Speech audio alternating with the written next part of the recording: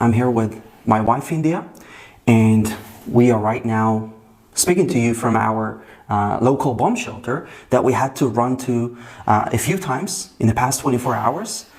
Actually, as I've said earlier, that's how we woke up this morning. We woke up from the rocket sirens and had to run to the bomb shelter. As we were in the bomb shelter this day, several times a day, we heard explosions above our heads. Now, just for you to get an understanding, these explosions are rockets that were meant to hit us, civilians, that were intercepted by the Iron Dome. But of course, not all rockets are intercepted. We have seen a few direct hits, and there is an all-time unprecedented war that we are seeing right now developing. A lot of people are being called into the Army Reserve duty, as 200 civilians were murdered and over 1,000 are wounded. And that's when, in the moment that we are filming this video, so this number is already not updated. So I just want to ask you to keep Israel in your prayers. And it's just heartbreaking to see all these photos that we are seeing. Families are looking for their beloved ones that went missing because Hamas had also kidnapped a lot of Israeli civilians, including soldiers, to control over military bases.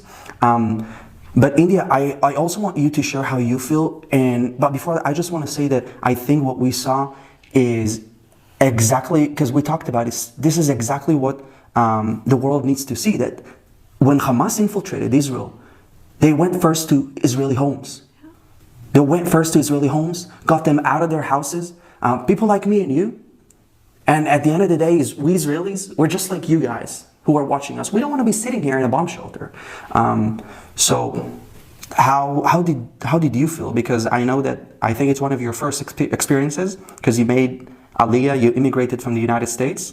So do you want to share with us? Absolutely. I mean, I can speak for myself as an immigrant here in Israel, but I think I can speak for everyone in Israel that we've never seen such a situation like this, with the hostages and just the graphic images that aren't even being able to be shared on the news because they're just so graphic. And the first thing that I thought of when I saw some of these images was the Holocaust.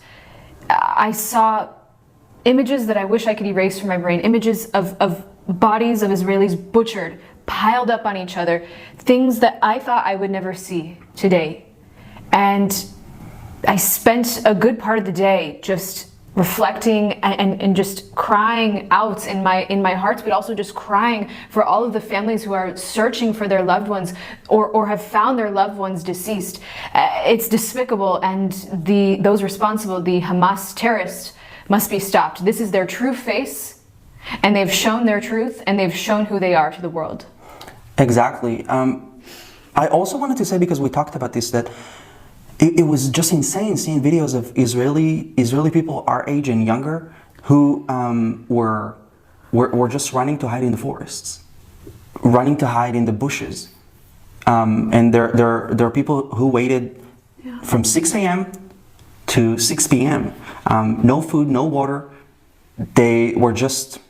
it's just insane. But I also want to say that the Israeli resilience is strong. They're not going to break us. They're not going to break our spirit. But the reason we are speaking to you guys is because there's so much misinformation. There's so much lies spread out there, and already presenting us as the aggressors.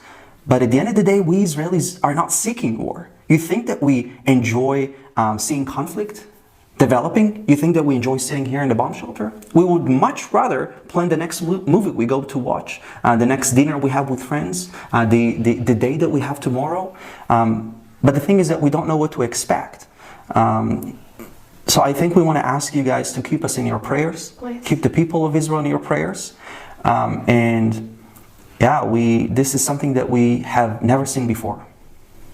We are asking you to keep sharing online what is going on here so that leaders can see what is happening and take action against Hamas, the terrorist organization that is causing all of this chaos and war. Here, again, sirens.